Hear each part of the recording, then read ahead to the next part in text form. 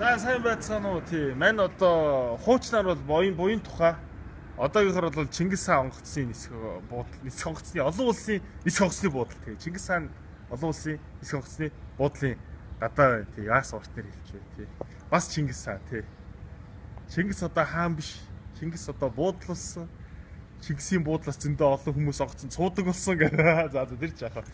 Тэгээ би энэ ч яагаад ингэж байж юм бэ гэхээр нэг юм хэлэх чи дээ. Юу вэ гэхээр энэ мэдээж хэрэг урзаалахгүй айлын шин дугааруу та нар хүрч байгаагийн шинжшүүдээ тий. Тэгээ урзаалахгүй айлын шин дугаар одоо та бүхэнд хүрч чинь. Тэгэд яг одоо эндээс Туркийн онгоцоор Стамбул руу нисээд Стамбулаас цаашаа Бельгийн Брюссел рүү нисэх ёстой байлаа. Тэгээд Стамбулд шуурга шуураад 400 онгоцны нислэгийг цуцалсан. Тэгээд манай нисэг бас цуцлагдсан байна. Тэгээд нислэгээ сольсон. Тэгээд одоо нислэгээ солиод өдөр Корейн нэрээр солонгосоор нисээд Сөүл дээр онгоцны буудлын дээр нэг хоноод тэгээ маргааш тэндээсээ Голландын Амстердам руу нисэх. Ийм юм болцоод байна да. Тэгээд урцаалахгүй аялал ингээд жоохон адал явталтай хэлчихээ дээр. Шүүд цаашаа юу болох нь харж лаа та. За харж ачаагаа янз дөө. Turkish Airlines тий 40 кг-ыг зөвшөөрдөг байсан чинь одоо юунд Корейн Air 23 кг-ыг зөвшөөрнө. Тэгэхээр ачаагаа одоо явж хаях юм хаяас авах юм аа тий. За гэртээ ирж ачаа бараагаа бэлдэж ирчээл одоо тэгээд одоо Улаанбаатар цаг 15 цаг 30 минут болж байна. 17 цаг 10 минутаас Сөүл рүү нисгэр болчиход байна тий. Тэгээд одоо цагаа хүлээж чинь. Тэгээд уг нь бол 19-ндөө гараад 19-ндөө Бельгид Брюсселд очих хэрэгтэй байсан бол одоо ингэ нислэг солигдсны улмаас Инчон дээр одоо солонгосын нислэг онгоцны буудлын дээр нэг хон. Яа тэр хоногийг яаж давнаа. Тэгчээд маргааш нь шууд Голландын Амстердам руу явна. Тэнд манай найз бихээ одоо тосох хэрэгтэй намайг. За тэгээ урзаалахгүй аялал үргэлжилж байна да. Одоо тэгээд онгоцондоо суух цагаа хүлээж чинь. Амт хүлээж байгаа сууя та тий. Улаанбаатараас Сөүл рүү Корейн Air-ийн онгоцонд ороод ирсэн суудсан байна.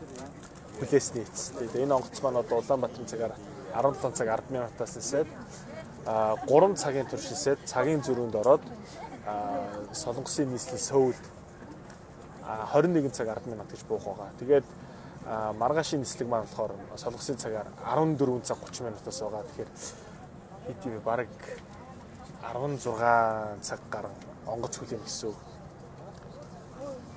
Бас удаавлаг байгаа шүү тий. За ямар ч юмд урзаалахгүй аялал үргэлжилж байна.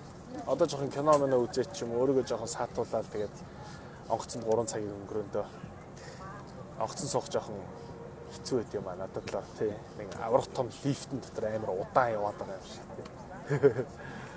За тэгээд Инчоны аэропорт дээр буучаад онгоцны буудлын дээр буучаад бичлэгээ өргөжлүүлээ.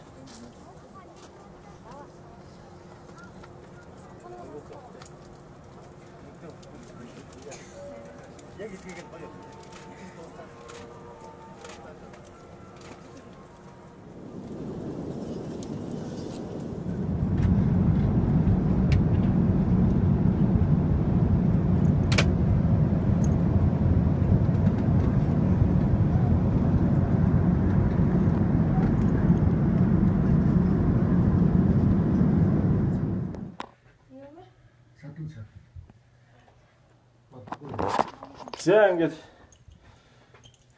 солонгосын Инчоны нисэх онгоцны буудлын нисэх онгоцны буудал дотор байрлах зочид буудал дотор байна тий. Тэгээ эндхийн зочид буудлыг одоо энэ чи 14-5-6 цаг онгоц хүлээх гээд байгаа учраас энэ дотор зочид буудал аваад тухтай амрыг гэж одоо ягаад гэвэл маргааш буунгуудаа манай ажилтай байгаа. Тийм болохоор жоо амрах хэрэгтэй. Тэгээд нэг сонгоцны буудлынхын зочид буудлыг авлаа. Тэгээд аюу том king size ор гэдээ орчихсон гэсэн чи ийм л байна л да. Тэнгүүт нь тэгээд энэ одоо эндхийн king size аргагүй их жижигхэн биетэй улсууд king size орны иймэрхүү байх нь аргагүй үстэй тий. Би бол баг ганцаар хэвтээд үргэж байл юм байна тий. Тэгээд ямар ч байсан гэхдээ давхар матрастай байт юм байна. Тэгэхээр бид нэр ашиглалаа ингэж. Тий. Ингээд ашиглалчлаа тийм. Тэгээд энэ ч бас би ганцаараа яваагүй гэр бүлийнхаа хүнтэй явж байгаа. Тэгээ бас яг маргааш адилхан Амстердамын онгоцоор хамт нисэх нэг өвөөтэй танилцаа. Тэгээд яг хамт буудалтайгээд хамт орж ирчээд байж тийм. Сайн өвөө. Сайн явж ирүү. Сайн. Оруугаа ярдэ. Янзаар явж ирлээ да. Харин тийм.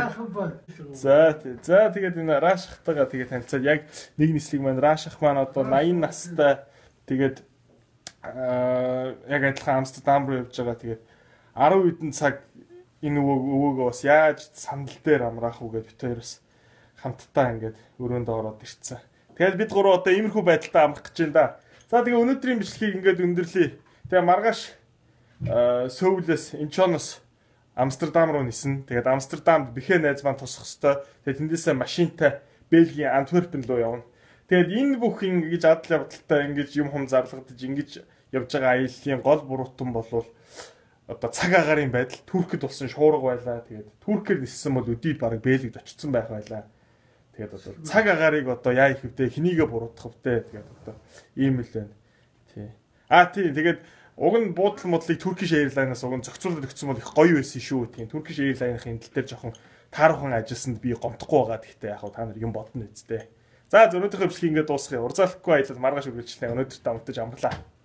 Баярлалаа.